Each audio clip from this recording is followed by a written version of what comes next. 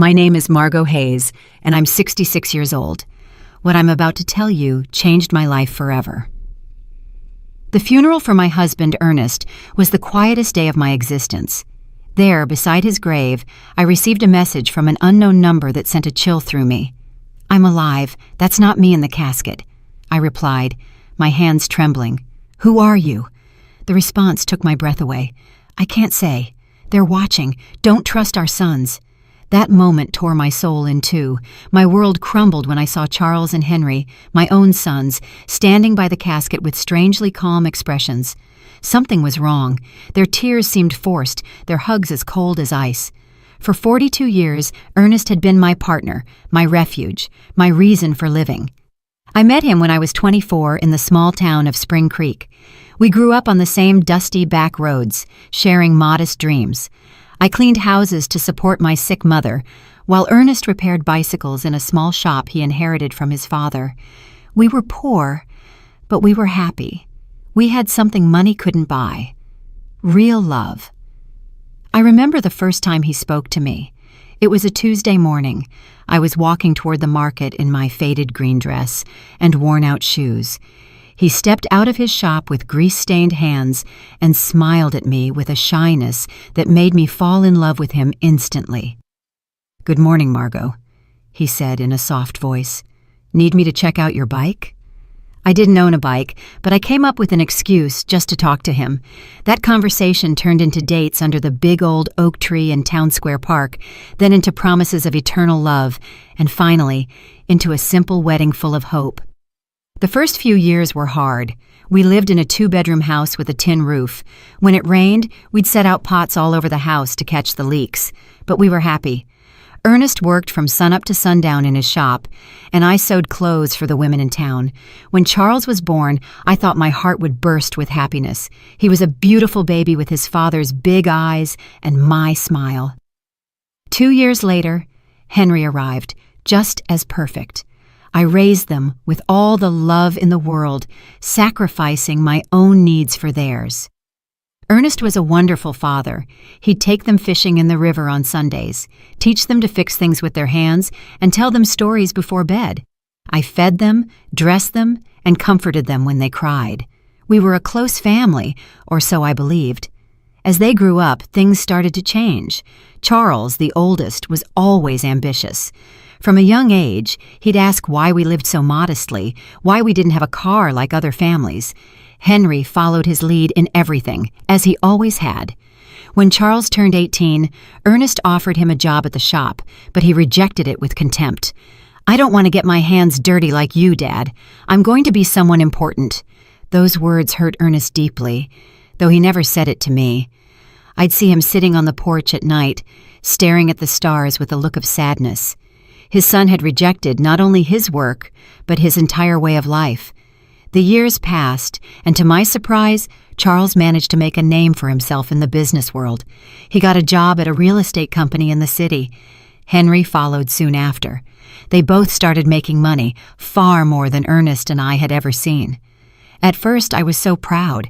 My sons had achieved what we never could, escaping poverty and building a better life. But little by little, that joy turned into sadness. Visits became less frequent, and phone calls grew shorter. When they did come, they arrived in expensive cars, dressed in fancy suits, talking about investments and properties. They'd look at us with a strange mix of pity and shame. "Mom," Charles said to me during one of their sporadic visits, "you and Dad should move somewhere better. This house is falling apart." He was right. But that house held all our memories.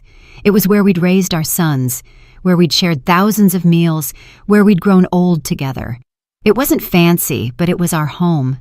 Ernest, always wise, would tell me, "Margot, money has changed our boys. We aren't enough for them anymore."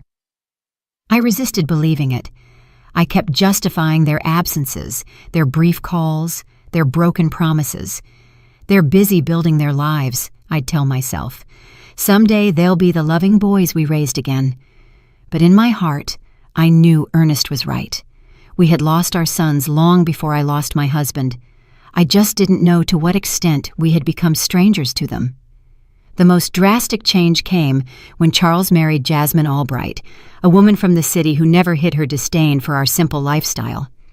The first time he brought her home, she arrived in high heels that sank into the dirt of our porch and an elegant red dress that looked more expensive than everything I had ever owned. "Nice to meet you," she said with a forced smile, barely extending the tips of her fingers to greet me.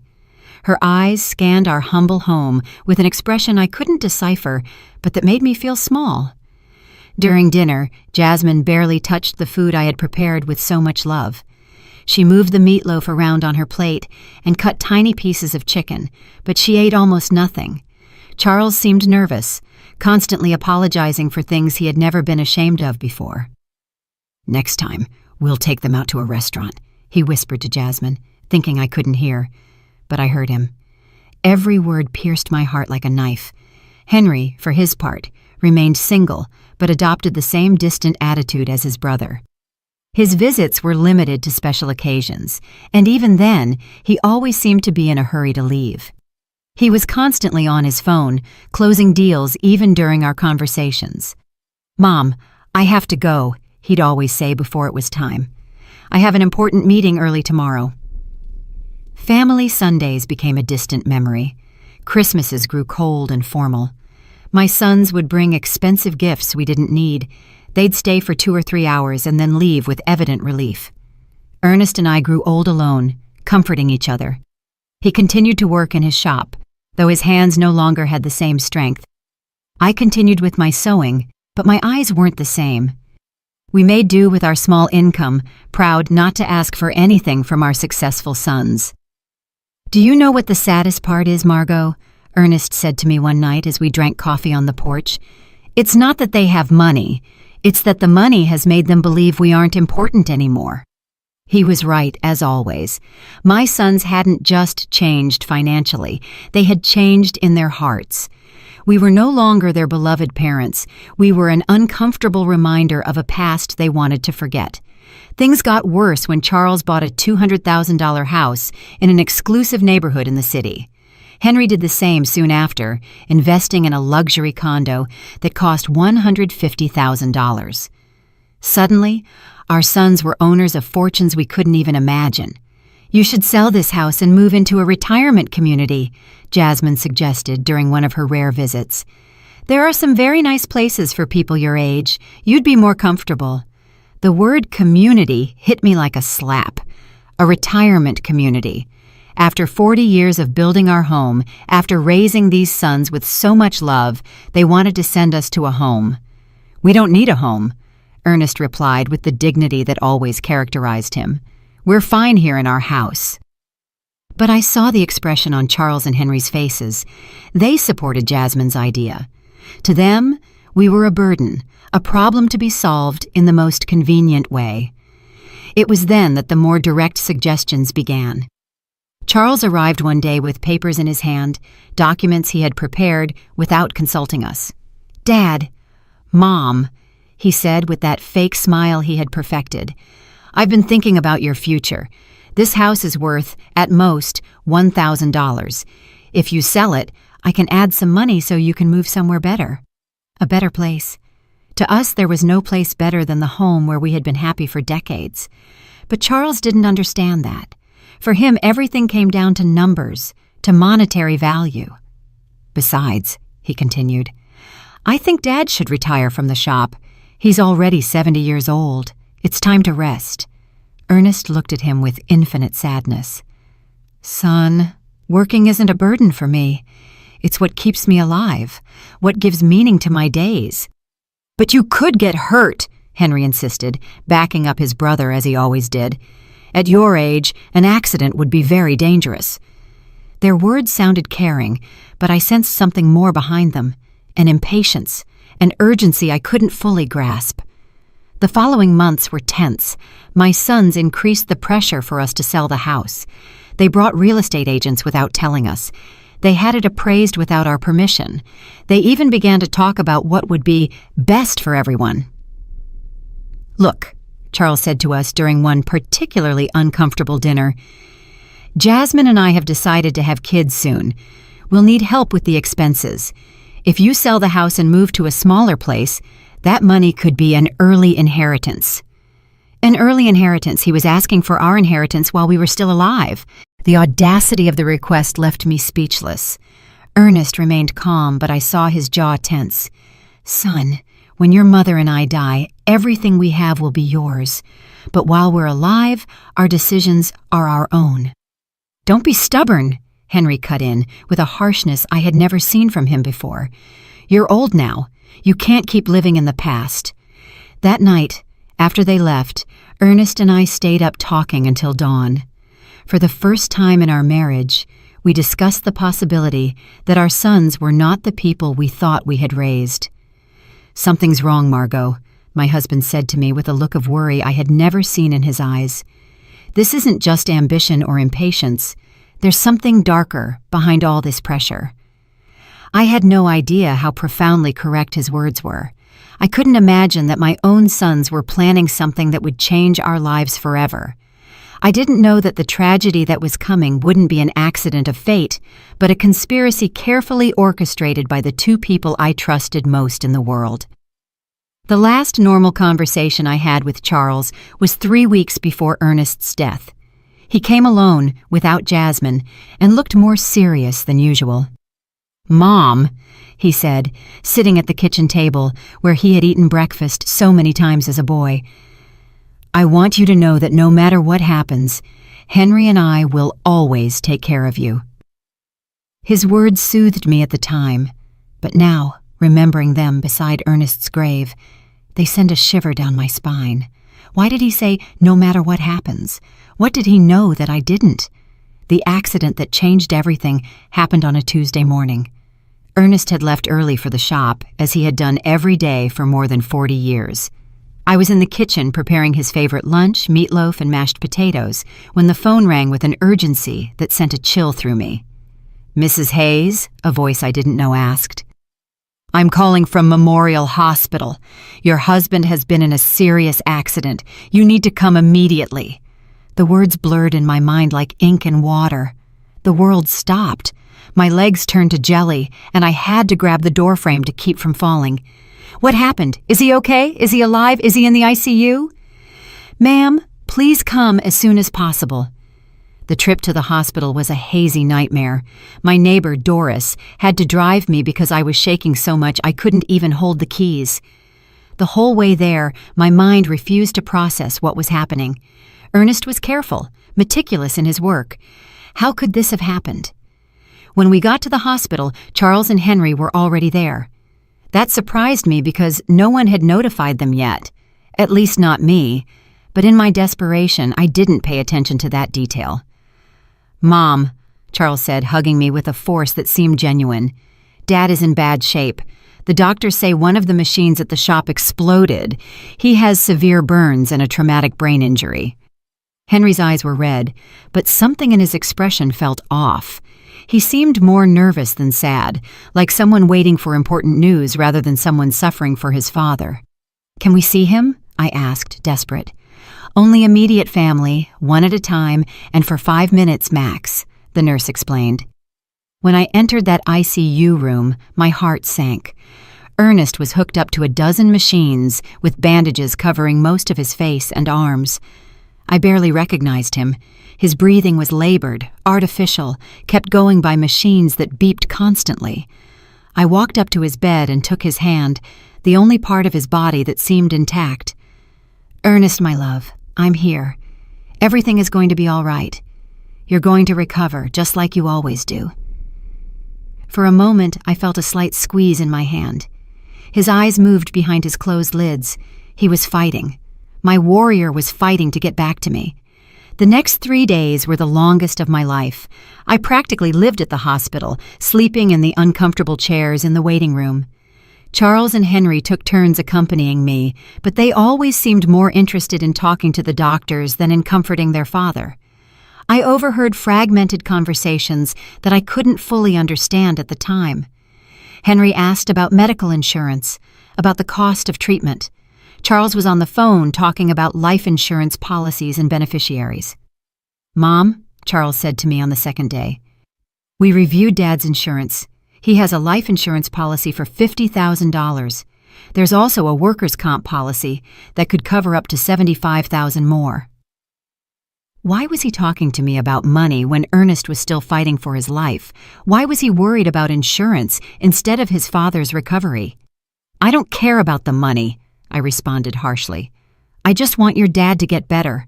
Of course, Mom, he said, but I saw something in his eyes that I didn't like. A coldness, a calculator working while his father lay dying. On the third day, the doctors gave us the most devastating news of my life. Dr. Patterson, an older man with a compassionate expression, gathered us in a small office. Mrs. Hayes, he began softly, your husband's condition is critical. The burns have become infected, and the head trauma is more severe than we initially thought. We have to be realistic about his chances. What does that mean? I asked, though my heart already knew the answer. It means we need to prepare for the worst. Your husband is in an induced coma. We could keep him alive indefinitely, but his quality of life, well, it's highly unlikely he will ever regain consciousness. My world fell apart around me. 42 years of marriage, an entire life built together, and now they were telling me it was all fading away like smoke. We want to try everything, I said through sobs, no matter the cost, no matter how long it takes. But Charles exchanged a look with Henry that deeply unsettled me. Mom, Charles said in a voice that tried to sound understanding, we have to be practical. Dad wouldn't want to live like this. He always said he never wanted to be a burden on anyone. A burden. I exploded with a fury I didn't know I had. He's your father. He's not a burden. He's the man who raised you, who worked his whole life to give you the best he could. We know, Mom, Henry chimed in. But we also have to think about you. The medical bills are going to be enormous. They could wipe out all your savings. Again, money. Always money. My husband was dying, and they were calculating costs. That night, alone in the hospital room, I took Ernest's hand and spoke to him as if he could hear me. My love, I don't know what to do. The doctors say there's no hope, but I can't let you go. I can't imagine my life without you. It was then that something happened that still gives me goosebumps. His fingers moved slightly, squeezing mine with a force that was almost imperceptible. His lips moved as if he were trying to say something, but no sound came out. I called for the nurses, desperate. He's reacting! He's trying to talk! But by the time they arrived, Ernest had returned to his previous state. The nurse checked the monitors and shook her head. Sometimes there are involuntary muscle spasms, ma'am. It doesn't mean he's conscious. But I knew what I had felt. Ernest had tried to communicate with me. He had fought to tell me something important. 2 days later, in the early hours of Friday morning, the machine alarms went off. Lights flashed. Nurses rushed to Ernest's room. I was dozing in the hallway when the noise woke me up. No, no, no! I screamed, running toward the room. The doctors worked for 40 minutes trying to resuscitate him, but it was useless. At 4:37 in the morning, Ernest was officially declared dead. The pain I felt in that moment was physical, as if my heart had been ripped from my chest. I collapsed by his bed, hugging his still warm body, refusing to accept that he was gone forever. Charles and Henry arrived at the hospital an hour after their father's death. They seemed prepared, as if they had been expecting the call. They brought papers, documents, and phone numbers for funeral homes. We already talked to the Spring Creek Funeral Home, Charles said to me while I was still crying inconsolably. They can pick up the body this morning. We also contacted the insurance, Henry added. The claim process is already underway. How could they be so efficient, so organized, so cold just an hour after losing their father? Something was wrong, but my grief was so intense that I couldn't think clearly. The funeral was scheduled for the following Monday. Charles took care of all the arrangements without really consulting me. He chose the simplest casket, the shortest service, as if he wanted to get it all over with as quickly as possible. It's what Dad would have wanted, he said when I complained about not being included in the decisions. Something simple without a fuss. But Ernest deserved better than this indecent rush to bury him and forget. The day of the funeral arrived, cloudy and cold, as if the sky itself were crying for Ernest. I wore my only black dress, the same one I had worn for my mother's funeral years ago. My hands were shaking so much that Doris had to help me button the small buttons on the back. "Be strong, Margot," my dear friend whispered as she carefully combed my hair. "Ernest would want to see you strong." But I didn't feel strong. I felt empty, like a shell without a soul. 42 years of marriage can't be buried so easily. Every object in the house reminded me of him: his coffee mug on the table, his tools on the porch, his pillow that still held his scent. When we got to the cemetery, I was surprised by how few people had attended. I expected to see more of Ernest's co-workers from the shop, more neighbors, more acquaintances.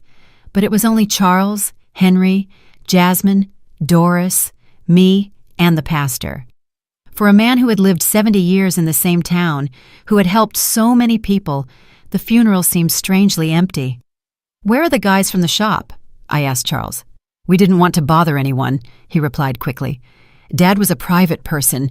He would have preferred something intimate." But that wasn't true. Ernest loved his community. He cared about his neighbors. He would have wanted them to come say goodbye. Why had Charles decided to make everything so secretive, so rushed? During the service, I watched my sons with a strange emotional detachment. Charles had a solemn expression, appropriate for the occasion, but his eyes constantly darted toward his watch. Henry seemed restless, as if he had more important things to do. Jasmine discreetly checked her phone behind her black veil. This was how they were saying goodbye to their father, with impatience and distractions. The pastor spoke about eternal life, about well-deserved rest, about reuniting with God. His words felt hollow in my shattered heart. I didn't want Ernest to rest in peace. I wanted him to come home with me, for us to keep growing old together, for us to keep drinking coffee on the porch every evening. When it was time to throw dirt on the casket, my legs refused to hold me up. Doris had to support me as I sobbed uncontrollably. The sound of the dirt hitting the wood was final, conclusive, hopeless. It was at that exact moment, standing by my husband's grave, that my phone vibrated. A text message from an unknown number. "I'm alive. That's not me in the casket." My heart stopped. The letters danced in front of my eyes as if I were hallucinating. I was losing my mind from the grief. With trembling hands, I replied, "Who are you?" The answer came immediately. "I can't say. They're watching. Don't trust our sons." The phone fell from my hands as if it were burning. Doris bent down to pick it up, but I stopped her abruptly. I couldn't let anyone else see those messages, not until I understood what was happening. "Are you okay, Mom?" Charles asked, approaching with a worried expression. I stared at him, trying to find some clue on his face. His eyes seemed sincere, but now every gesture, every word, every expression felt suspicious. "I'm fine," I lied, putting the phone in my purse. "I just need to go home." On the way back, I couldn't get those messages out of my head. Was it possible that someone was playing a cruel joke at the worst moment of my life? Or was there really a possibility that Ernest was alive? But if he was alive, who had we buried?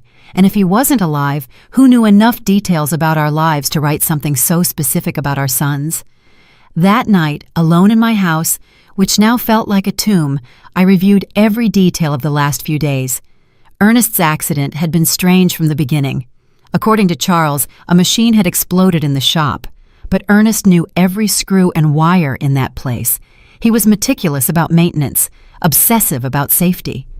Plus, how had my sons gotten to the hospital so quickly if no one had notified them? The hospital had called me first. I was the emergency contact. How did they know about the accident before I did? And then there was the money. From day one, Charles and Henry had talked about insurance, policies, and beneficiaries, as if they had been waiting for this moment, preparing for it. I decided to check Ernest's papers. In his old wooden desk, he kept all his important documents in a metal box. Insurance policies, the deed to the house, shop documents, everything was there. I found the $50,000 life insurance policy that Charles had mentioned. But there was something I didn't remember. The policy had been updated just 6 months earlier, increasing the coverage from $5,000 to $50,000. Why had Ernest increased his life insurance? He had never mentioned that change to me, and more importantly, who had suggested he do it? I kept looking and found something even more disturbing.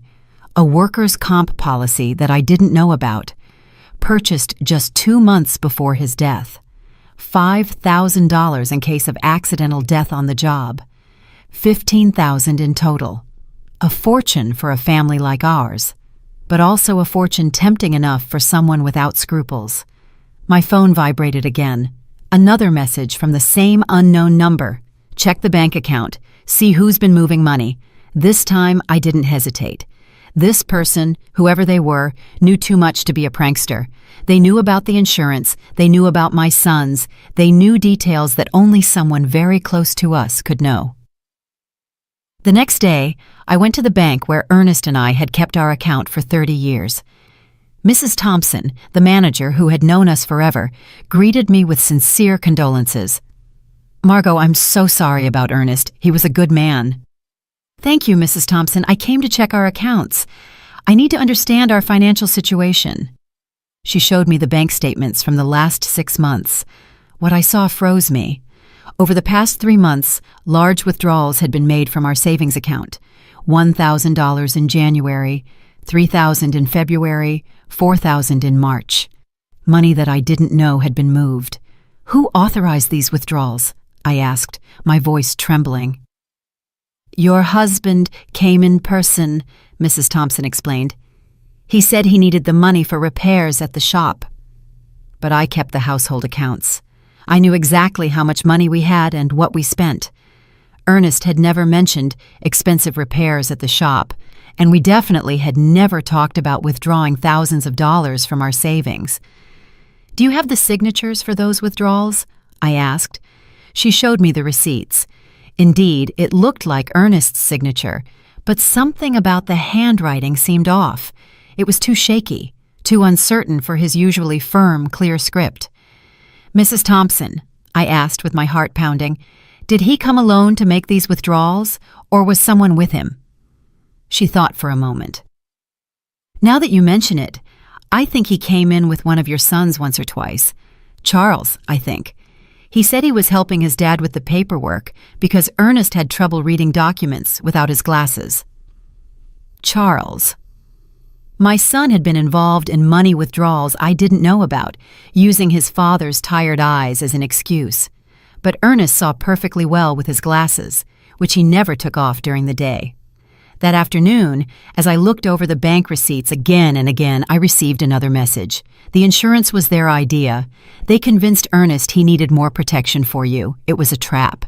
I could no longer deny the evidence piling up in front of me. The mysteriously increased insurance policies, the unauthorized money withdrawals, Charles's presence in transactions I knew nothing about, his suspicious efficiency in organizing the funeral, his coldness during his father's agony. But the question that terrified me was whether they had really planned Ernest's death, how they had done it, and who was sending me these messages. How did this person know so much about what had happened? The following days became a nightmare of doubt and suspicion. Every one of Charles's smiles, every one of Henry's hugs, every word of condolence felt like a mask hiding something sinister. But I needed more proof before I could accept a truth as horrible as the one taking shape in my mind. My phone kept receiving messages from the mysterious number. "Go to Ernest's shop. Look in his desk. There are things you didn't see." I decided to go to the shop for the first time since the accident. Charles had said a machine had exploded, but when I got there, I found something completely different from what I expected. The shop was strangely clean, too clean to have been the scene of an explosion. There were no burn marks on the walls, no debris, no signs of the destruction that such a serious accident should have caused. "Where is the machine that exploded?" I asked out loud. I looked all over the shop and found every machine in its place, working perfectly. The welder, the compressor, the electric saw, all were intact. What then had been the cause of the accident? In Ernest's desk, I found something that sent a chill through me. A note written in his handwriting, dated 3 days before his death. Charles insists I need more insurance. He says it's for Margot, but something doesn't feel right. I don't trust his intentions. Below that note was another. Henry brought me some papers to sign. He says they're to modernize the shop, but I don't understand what it's about. Why all the hurry? My husband had had suspicions. He had intuited the evil intentions of our sons, but he had died before he could tell me. I kept searching and found an envelope sealed with my name on it. I opened it with trembling hands. It was a letter from Ernest. My dearest Margot, if you are reading this, it means something has happened to me. In recent months, I've noticed strange changes in Charles and Henry. They're too interested in our money, in the insurance, in us selling the house. Jasmine is putting a lot of pressure on them. Yesterday, Charles told me I should be more concerned about my safety because at my age, any accident could be fatal. I don't know why, but those words sounded like a threat. I love you, Margot. If something happens to me, don't trust anyone blindly, not even our sons. The letter fell from my hands. Ernest had sensed his own death. He had seen the signs that I, blinded by maternal love, had ignored. That night, Charles came to visit me. He arrived with a bottle of wine and a smile that now seemed completely fake. "Mom, I've been thinking about your future," he said, pouring himself a glass without asking if I wanted one. "The insurance money. It's already in process. It'll be $15,000. "How do you know the exact amount?" I asked, feigning innocence. "Well, I helped Dad with the insurance paperwork. He wanted to make sure you had enough money to live comfortably." A lie. Ernest had never wanted to increase the insurance. According to his own note, he had been pressured by Charles. "And what do you think I should do with that money?" I asked, carefully watching his reaction. His eyes lit up with a glint that gave me a chill. "You could buy a smaller, cozier house, or even better, move into a nice retirement community where you'd have company and medical care. Henry and I could manage your money to make it go further." "Manage my money. We just want to take care of you, Mom. At your age, it's easy to get scammed or make bad financial decisions. We know about investments, about business. We could triple that amount in a few years. Triple my money or make it disappear into their own pockets." "Let me think about it," I said, trying to buy time. "Of course," Jasmine said with her fake sweetness. "But not too long, for your own good." After they left, I sat in my kitchen, shaking with rage and fear. My own sons, my flesh and blood, had not only murdered their father, but now they were planning to steal everything I had left. That night, my phone vibrated with a longer message than the others. "Tomorrow, go to the police station. Ask for the report on Ernest's accident. There are contradictions you need to know about." The next day, I went to the local police station. Sergeant O'Connell, who had known Ernest for years, greeted me kindly. "The report on your husband's accident?" he asked with a confused expression. "What accident, Mrs. Hayes?" "From his shop, when the machine exploded." The sergeant checked his files and shook his head. "We don't have any report of an explosion at Ernest's shop here. In fact, we don't have any report of a work accident involving your husband." I felt the world sway under my feet. But my son said it was an accident at the shop. That's why he was in the hospital." "Mrs. Hayes, your husband arrived at the hospital on Tuesday morning, but not from a work accident. According to the medical report I have here, he arrived unconscious with symptoms of poisoning." Poisoning. The doctors found traces of methanol in his blood, a quantity sufficient to cause blindness, brain damage, and eventually death. The hospital should have informed you of this. Poisoning. It hadn't been an explosion. It hadn't been a work accident. Someone had deliberately poisoned my husband. "Why didn't anyone tell me this?" I asked, my voice breaking. The immediate family who signed the hospital papers requested that the information be kept confidential to avoid unnecessary speculation. They said you were too emotionally fragile to handle the technical details. The immediate family. Charles and Henry had hidden the true cause of Ernest's condition, invented the story of the explosion, and manipulated everyone, including me, to cover up a murder. "Mrs. Hayes," the sergeant continued. "If you suspect the circumstances of your husband's death, we could open a formal investigation." I had more than suspicions. I was certain that my own sons had murdered their father for money. That afternoon, Henry came home with a bouquet of flowers and the same fake smile as Charles. "How are you, Mom? You look tired." "I'm fine," I lied, observing his every gesture from a new perspective. "I'm just thinking about the future." "That's good. Charles and I have been talking. We think you should sell the house soon while it's fresh on the real estate market." "Why the rush?" "Well, old houses lose value quickly, and you need liquidity. Funeral expenses, pending medical bills, more lies." The funeral had been cheap, almost insultingly so, and there were no pending medical bills because the hospital insurance had covered them. "Henry," I said, looking him directly in the eyes, "you knew your dad didn't die from a work accident." For a fraction of a second, I saw panic in his expression, but he recovered quickly. "What are you talking about, Mom?" "I went to the police station. There's no report of an explosion at your dad's shop." This time the panic was more evident. "Mom, you shouldn't be doing things like that. They'll confuse you. The grief is getting to you." "The grief is getting to me, or you've been lying to me." He got up abruptly, spilling the coffee I had poured for him. "I think you need to rest. We'll talk when you're calmer." He left quickly, but not before making a phone call from the porch. Although I couldn't hear the words, the tone was urgent, worried. That night, I received the most revealing message yet. "They're coming together tomorrow. They're going to try to convince you that you're crazy, that grief is making you imagine things. Don't believe them, and don't take anything they offer you to eat or drink." The mysterious message's prediction came true exactly as it had warned. The next day, Charles and Henry arrived together at my house, accompanied by Jasmine. They had expressions of exaggerated concern and a bag of pastries from the downtown bakery. "Mom, we're so worried about you," Charles began in a sugary voice. "The neighbors have told us you've been acting strange. Doris says you've been talking to yourself, that you aren't eating well." Doris had never said that. It was just another lie in their growing collection. "Jasmine brought your favorite pastries," Henry added, pointing to the bag. "And we made special coffee from that brand you like so much." I remembered the message's words.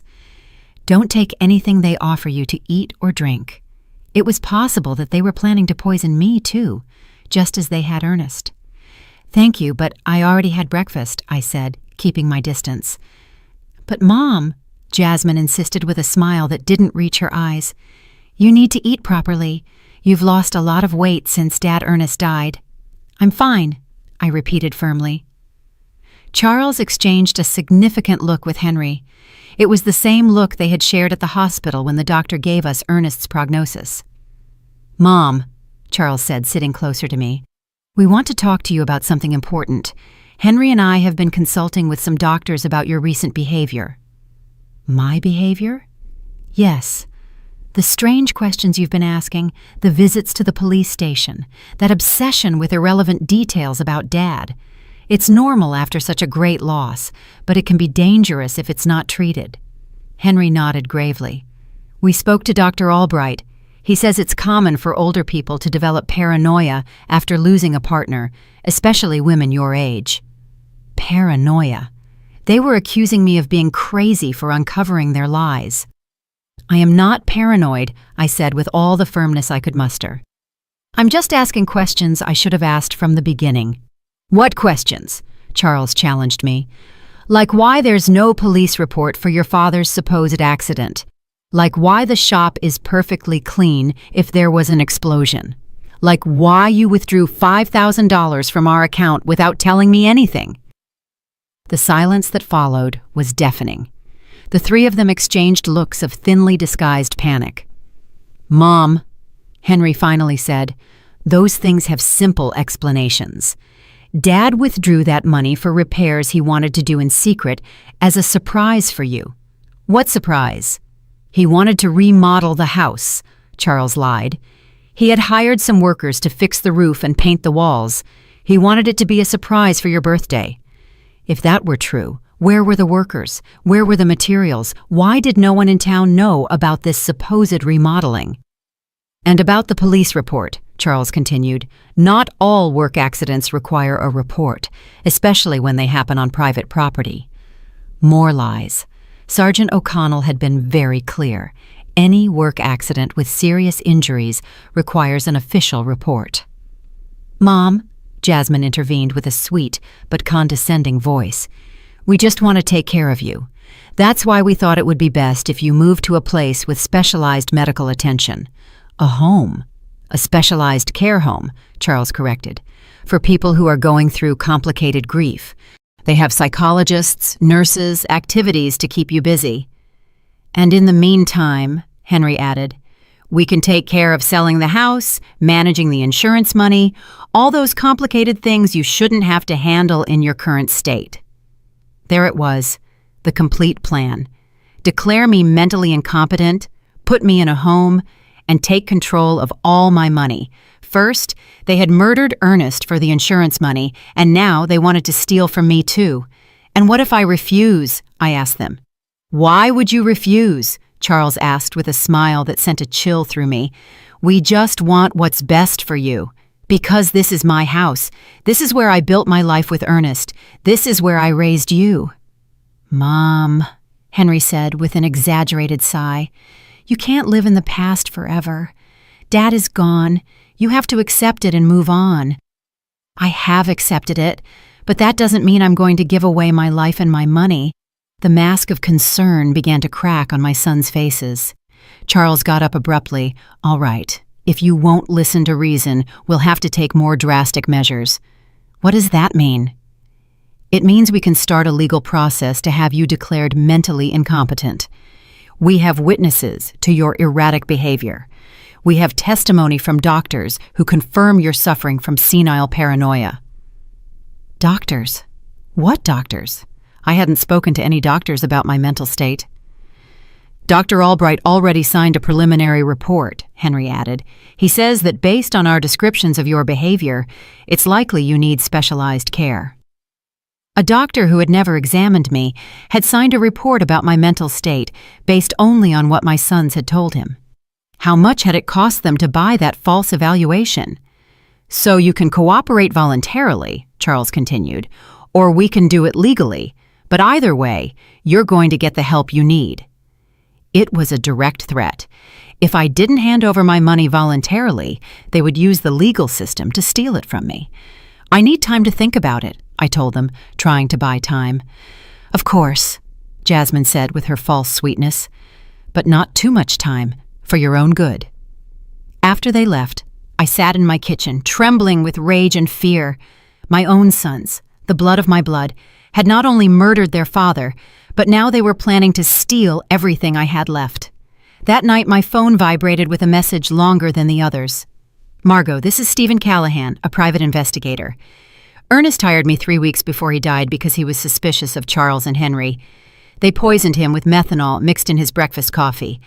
I have audio evidence of their conversations planning everything.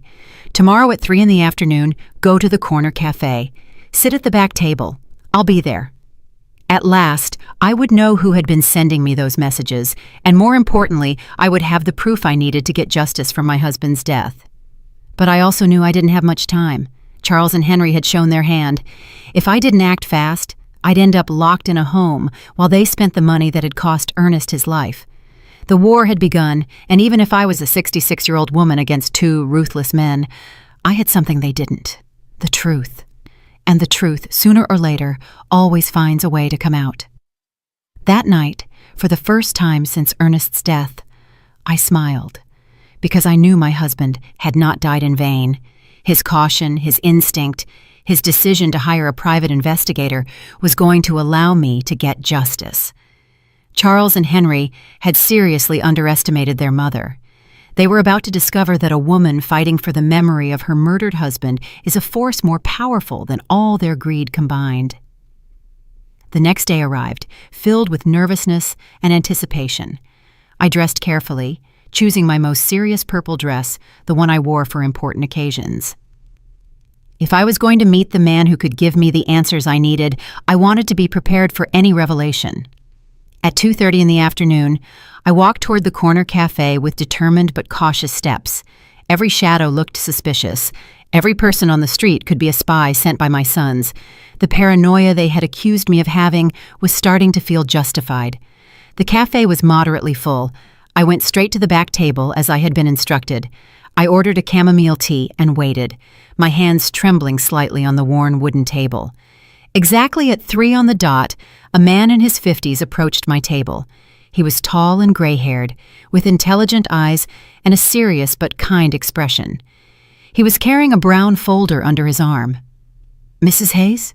he asked in a low voice. I nodded, not yet trusting my voice.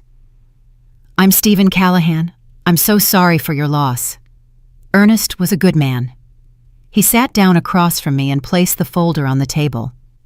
"Before I show you what I have, I need you to know that what you're about to hear and see is going to be very painful. Are you ready?" "I've been getting ready since I received your first message," I replied, with a firmness I didn't know I had. Stephen opened the folder and took out a small voice recorder. "Ernest came to see me a month ago. He was worried about his son's behavior. He hired me to investigate them discreetly." He pressed the play button. Ernest's voice, so familiar and dear, filled the small space between us. "Stephen, I need you to know that if something happens to me, it won't be an accident. Charles and Henry have been pressuring me to increase my life insurance. Yesterday, Charles brought me papers he said were to better protect Margot. But when I read them, I realized there were also clauses that directly benefited them. My heart sped up. Hearing Ernest's voice was like having him back for a few minutes, but his words confirmed my worst suspicions. The recording continued. "Henry has been asking strange questions about my daily routine, what I eat for breakfast, what time I leave the house, if Margot comes to the shop with me.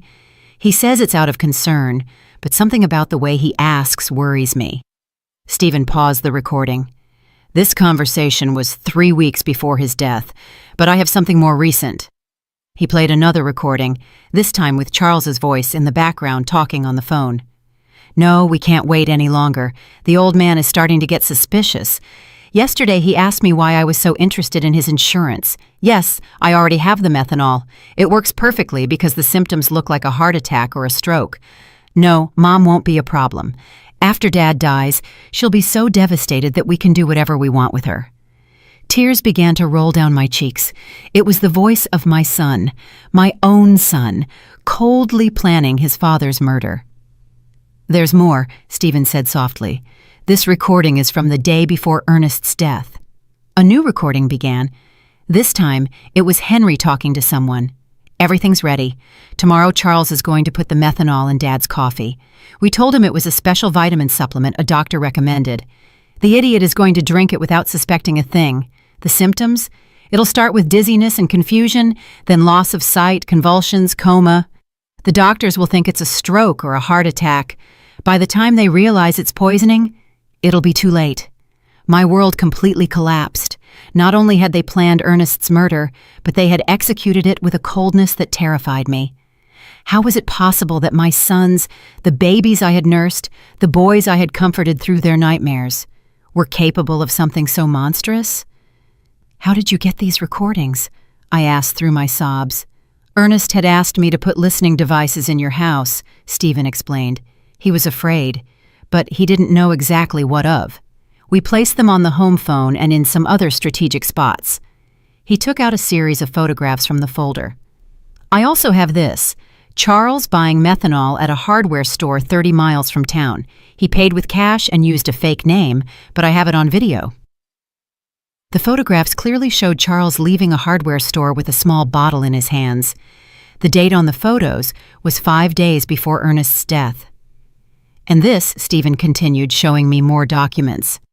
"These are Charles and Henry's financial records from the last 6 months. They've been spending a lot more money than their incomes justify. Charles owes $70,000 to a lender in the city. Henry has gambling debts for $40,000. They were desperate." It all started to make sense. It wasn't just greed that had motivated Ernest's murder.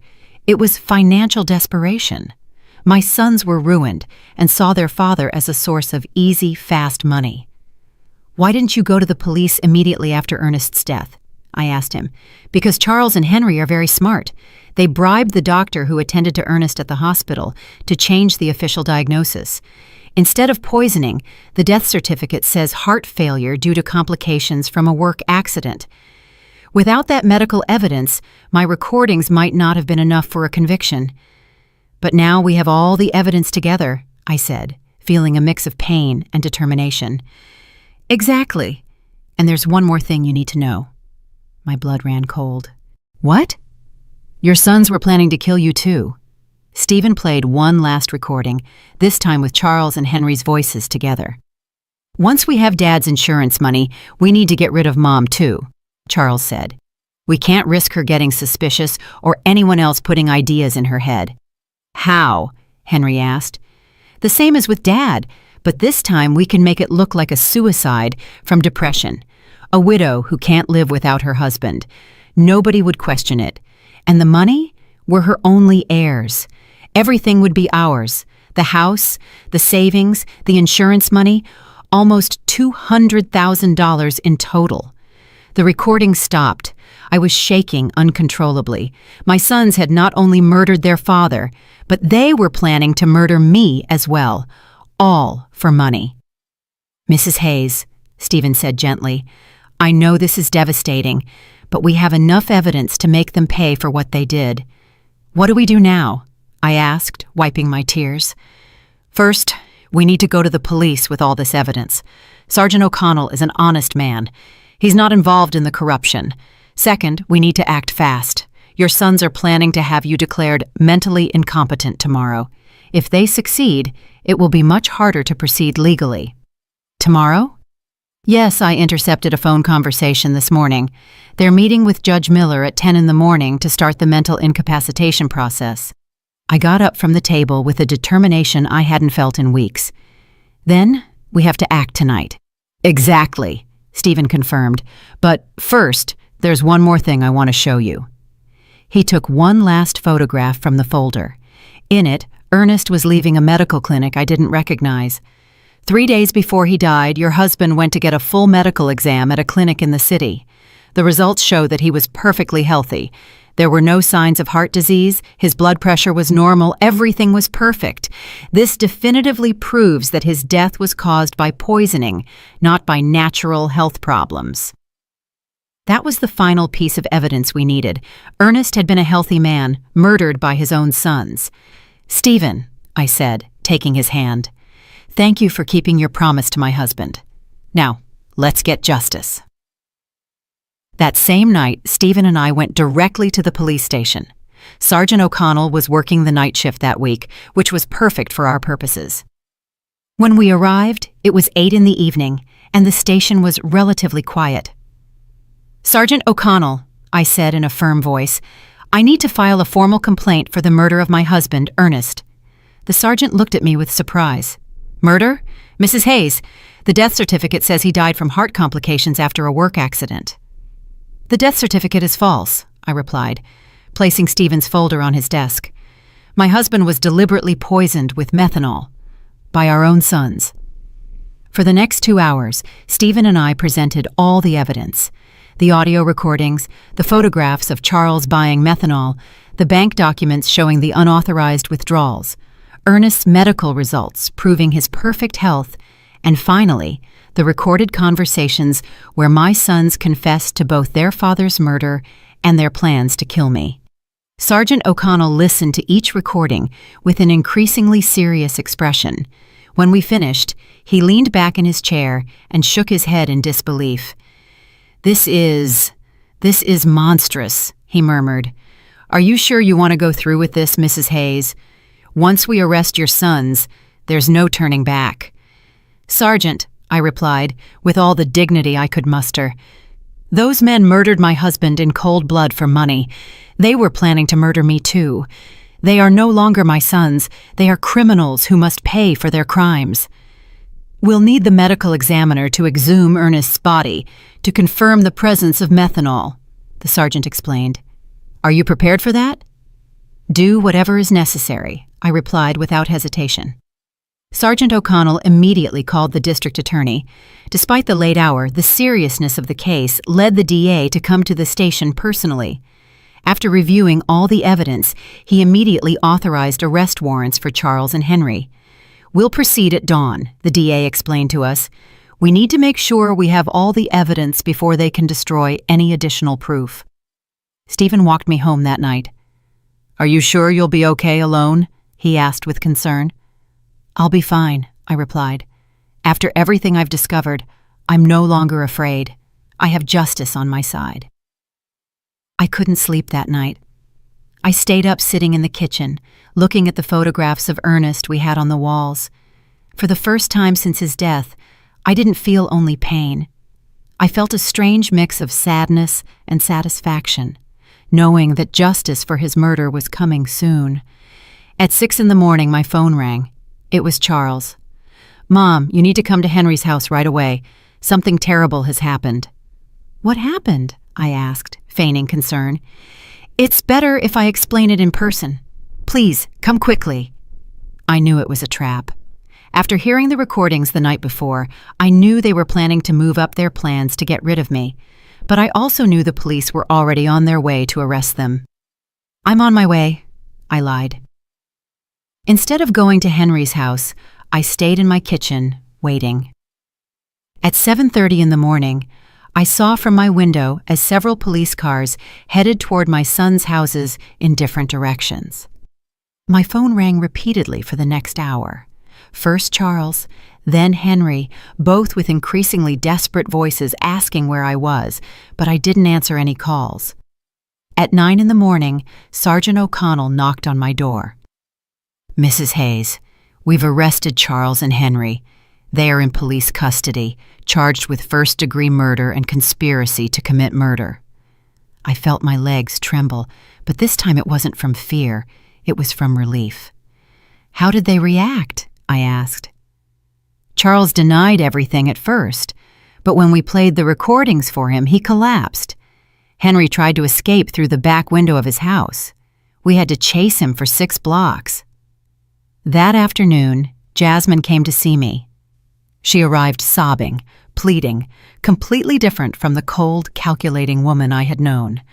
"Mrs. Hayes, please, you have to drop the charges against Charles. He's not bad. He was just desperate because of his debts. This is my fault too. I pressured him a lot to find money." I looked at her without a trace of compassion. "Jasmine, your husband poisoned my husband. He was planning to murder me too. There is no explanation or justification for that." "But we're family," she screamed in desperation. "Think about what this is going to do to the family." "The family died the day you decided to kill Ernest for money," I replied coldly. "Now please, leave my house." 3 days later, the exhumation of Ernest's body was carried out. The lab results confirmed exactly what Stephen had discovered: lethal levels of methanol in his system, enough to cause all the symptoms he had experienced before his death. The case became a sensation throughout the town. No one could believe that 2 sons had murdered their own father for money. The local newspapers called it the cruelest crime of the decade. Over the following weeks, more details came to light during the investigation. Charles really owed $7,000 to illegal lenders who had started threatening him with violence. Henry had lost $5,000 in underground gambling dens and was also facing threats. They had seen Ernest's life insurance money as their only salvation, but their greed had led them to increase the policies so dramatically that it had aroused their own father's suspicion. We also discovered that the doctor who had falsified the death certificate had received $5,000 in cash from Charles. He was also arrested for obstructing justice and falsifying official documents. Stephen explained all the details of the plan Ernest had made with him. "Your husband was smarter than his sons believed. He knew something bad was coming, but he didn't know exactly what. He hired me not only to investigate Charles and Henry, but also to protect you if something happened to him. Did he know they were going to kill him?" I asked. "Not exactly," Stephen said, But he suspected his life was in danger. That's why we installed the recording devices. That's why we documented everything. He wanted to make sure that if something happened to him, the truth would come to light. My Ernest, even in his final days, had been protecting me. He had anticipated our son's betrayal and had taken steps to ensure that justice would prevail. The trial was scheduled to begin in 2 months. Both Charles and Henry faced charges of first-degree murder, which in our state carried a sentence of 25 years to life. The day of the trial arrived after 2 months of intense legal preparation. The courtroom was completely full. Reporters from several regional newspapers had come to cover what was already known as the case of the killer sons. The whole town was there. Neighbors, former co-workers of Ernest, even people I barely knew, but who wanted to witness this historic moment of justice.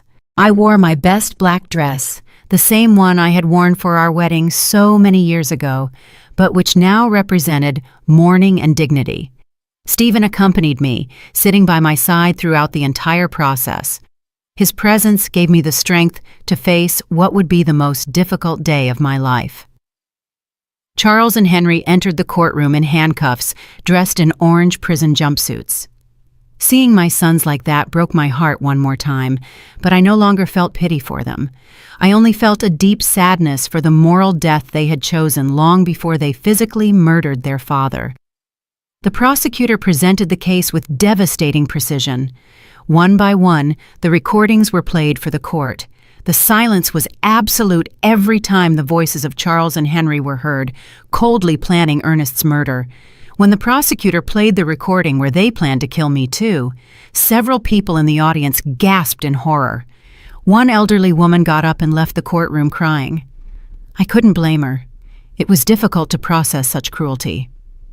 "Ladies and gentlemen of the jury," the prosecutor said during his opening statement, "this is not an ordinary case of family greed. This is a case of cold and calculated premeditation, where 2 men decided to murder the father who had raised them with love and sacrifice simply because they needed money to pay off their gambling debts and irresponsible loans." Charles and Henry's lawyers tried to present a defense based on desperate circumstances and external influences, but the evidence was overwhelming. The recordings didn't lie. The bank documents didn't lie. The forensic evidence of the methanol in Ernest's body didn't lie. When it was my turn to testify, I walked to the stand with trembling legs, but a clear mind. I had been waiting for this moment for months. "Mrs. Hayes," the prosecutor asked me, "can you tell us what your relationship was like with your sons before your husband's murder?" "I thought I had a good relationship with them," I replied, looking directly at Charles and Henry. "I raised them with love. I sacrificed everything for their well-being. Their father worked from sunup to sundown to give them the best we could. I never imagined that love and sacrifice would become the reason for his murder." "At any point, did you suspect they could harm your husband?" "No. That is the most painful part of all this. I trusted them completely.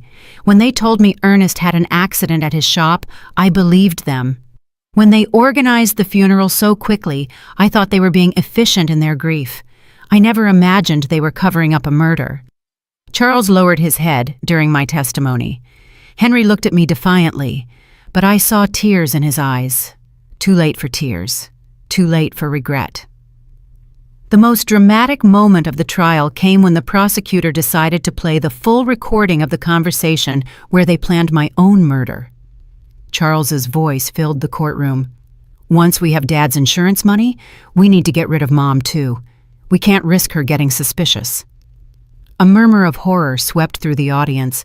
Several people turned to look at me with expressions of disbelief and compassion.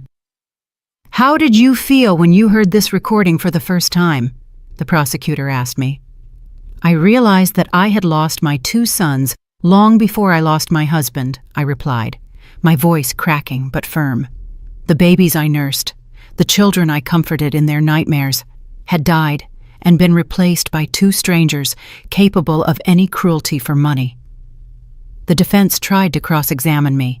suggesting that maybe I had misinterpreted my son's intentions, that maybe the grief had made me exaggerate the evidence. But the recordings spoke for themselves. Stephen also testified, explaining in detail how Ernest had hired him because he was afraid of his own sons. He described every step of the investigation, every piece of evidence collected, every recorded moment that revealed the truth. The medical examiner presented the results of the exhumation, confirming the lethal presence of methanol in Ernest's body. He explained how this poison acts slowly, causing exactly the symptoms my husband had experienced before he died. After 3 days of devastating testimony, the closing arguments arrived. The prosecutor was crushing. Charles and Henry are not victims of circumstances. They are predators who saw their own parents as financial obstacles that had to be eliminated. They planned, executed, and covered up Ernest's murder, and were planning to do the same to Margot. They don't deserve compassion. They deserve justice. The jury deliberated for 6 hours. When they returned, the silence in the courtroom was absolute. I could hear the beating of my own heart as the judge read the verdict. In the case of the state versus Charles Hayes and Henry Hayes on the charge of first-degree murder of Ernest Hayes, we find the defendants guilty. The courtroom erupted in murmurs and exclamations. Charles collapsed in his chair, finally comprehending the magnitude of what he had done. Henry remained rigid, staring straight ahead with no expression. On the charge of conspiracy to commit murder against Margot Hayes, we find the defendants guilty. The judge proceeded immediately to the sentencing. Charles Hayes and Henry Hayes, for the premeditated murder of your father and the conspiracy to murder your mother, I sentence you to life in prison without the possibility of parole for 30 years. When I heard those words, I felt a gigantic weight lift from my shoulders. Justice. Finally, there was justice for Ernest. After the trial, many people came up to hug me and express their support. Doris cried with me, not from sadness, but from relief. "Margot, Ernest can rest in peace now," she whispered to me. That night, I returned to my house, which now felt different. It was no longer a place of pain and betrayal. It was my home again, the place where Ernest and I had been happy for 42 years. Stephen came to visit me a week after the trial. "How do you feel?" he asked me. "At peace," I answered honestly. "For the first time since Ernest's death, I sleep soundly. I know he is resting because his death did not go unpunished. And the money, the insurance, the savings? I donated the life insurance money to a foundation for victims of family crimes," I explained. "That money was stained with blood. I could never have used it. My personal savings are enough to live modestly for the rest of my days." 6 months after the trial, I received a letter in prison mail. It was from Charles. "Mom, I know I don't deserve your forgiveness, but I need you to know that I regret everything. The money, the debts, the desperation. They blinded us. We lost all humanity. Henry and I destroyed the most loving family in the world for $5,000 that we didn't even get to enjoy. Tomorrow, I will commit suicide in my cell. I can't live with what we did. Take care, Mom. Tell Dad we're sorry we were such bad sons. I didn't arrive in time to prevent his suicide." Charles was found hanging in his cell the next day. Henry, upon learning of his brother's death, suffered a complete nervous breakdown and was transferred to the prison psychiatric hospital. Today, 2 years after the trial, I live peacefully in my small house. I have converted Ernest's shop into a garden where I grow flowers to take to his grave every Sunday. Stephen has become a close friend, visiting me regularly to make sure I'm okay. Sometimes the neighbors ask me if I miss my sons. The answer is complicated. I miss the children they were, but those children died long before Ernest did. The men they became were not my sons. They were strangers who shared my blood, but not my heart. I have learned that true family is not defined by blood, but by love, loyalty, and mutual respect. Ernest was my true family for 42 years. The friends who supported me during the trial are my family now. Justice did not bring Ernest back, but it gave me peace. And on quiet nights, when I sit on the porch where we so often drank coffee together, I swear I can feel his presence, proud of me for being strong enough to do the right thing, even when it meant losing my sons forever. 5 years have passed since that terrible day in the cemetery when I received the first message that changed my life forever. Today I am 71 years old, and my completely white hair reflects all the storms I have faced and overcome. But my eyes, my dear friend Doris tells me, shine with a peace they didn't have before. The house where Ernest and I built our dreams is still my refuge. I have made some improvements with the money I had saved. I painted the walls a soft yellow, Ernest's favorite color, and I turned his old shop into the most beautiful garden in the neighborhood. Red roses, white carnations, sunflowers that always seek the sun, just as he taught me to do during our most difficult years. Stephen Callahan became more than just the investigator who helped me get justice. He became my chosen family. He comes to visit me every Wednesday afternoon, and we drink coffee on the porch while he tells me stories about his other cases. He sometimes asks me if I regret reporting my own sons, if it wouldn't have been better to keep the secret and live with the lie. Never, I always answer. The truth hurts, but lies kill the soul. The foundation I established with the life insurance money has become something bigger than I ever imagined. The Ernest Hayes Foundation for Victims of Family Crimes now helps dozens of families every year who have gone through tragedies similar to mine. We have psychologists, lawyers, and private investigators all working so that no other family has to suffer in silence what I suffered. 6 months ago, a 40-year-old woman came to see me. Her name was Eleanor, and she suspected her brother had murdered her mother for the inheritance. Her story was painfully similar to mine. Greedy relatives, pressure to sell properties, strange behavior after the death. The foundation provided her with a private investigator, free legal advice, and psychological support throughout the process. When her brother was convicted of murder 3 months later, Eleanor came to hug me, crying. "Mrs. Hayes, you saved my life. If you hadn't had the courage to report your own sons, I never would have had the courage to report mine." Those are the moments that remind me why all the pain I went through was worth it.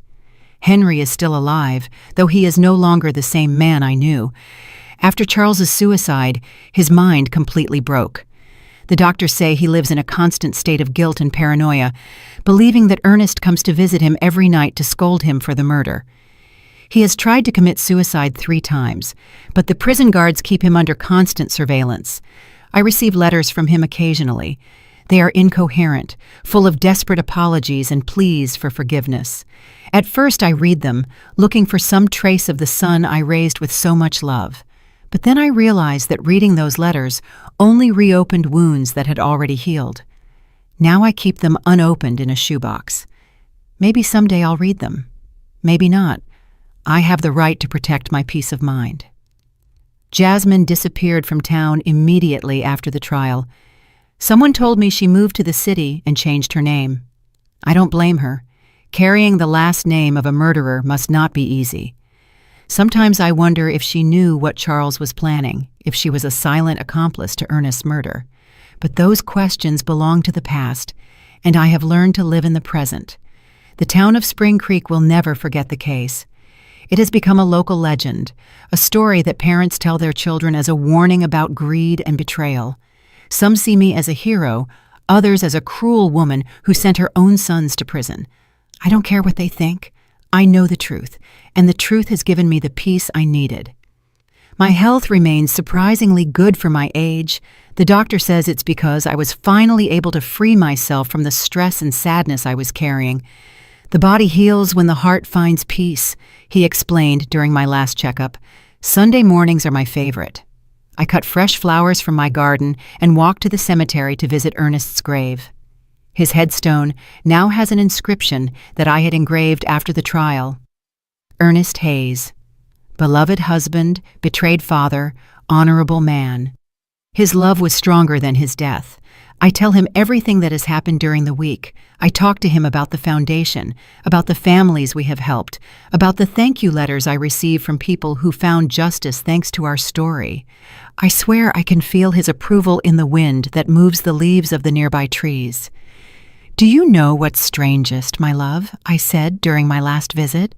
"I no longer feel pain when I think of Charles and Henry. I only feel pity. Pity because they had all the love in the world and they chose hate. They had a family that adored them and they chose betrayal. They had the opportunity to be honorable men like you and they chose to be murderers."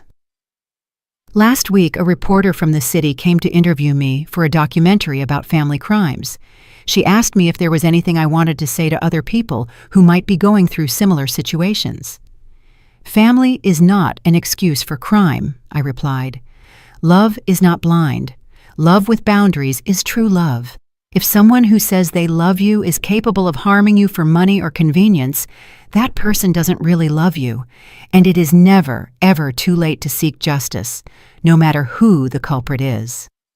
This year, on the 5th anniversary of Ernest's death, I organized a special ceremony in his memory.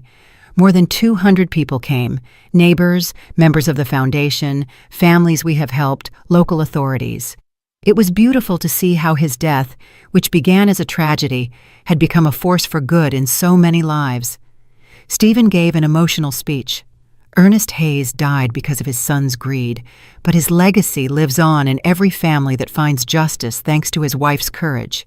Evil tried to destroy his story, but good turned it into hope for others. At night, before I go to sleep, I sometimes take out the old photographs from when Charles and Henry were children. I see them playing in the yard, hugging their father, laughing with me on past Christmases. I allow myself to cry for those innocent children who once existed before greed completely corrupted them. But I no longer cry for the men they became. Those men chose their destiny. My story ended up being bigger than my personal tragedy. It has become a symbol that justice is possible, even when it comes from the most unexpected sources. A 66-year-old widow proved that truth is more powerful than lies, that true love is stronger than betrayal, and that it is never too late to do the right thing. Tomorrow is Wednesday, and Stephen will come for coffee, as always. I'll make his favorite pastry and tell him about the thank you letters that arrived this week. Afterward, we'll work together in the garden, planting new flowers for spring. Life goes on, more simple but more authentic than before. I have learned that true family is not about shared blood, but about shared values, mutual respect, and a love that never turns into harm.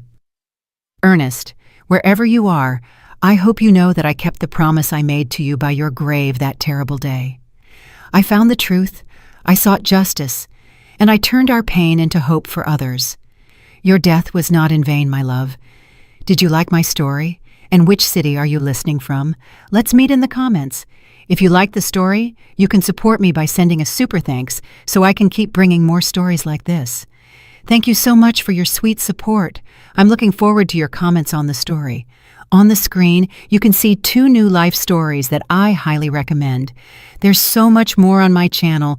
Don't forget to subscribe. See you in the next life story with love and respect.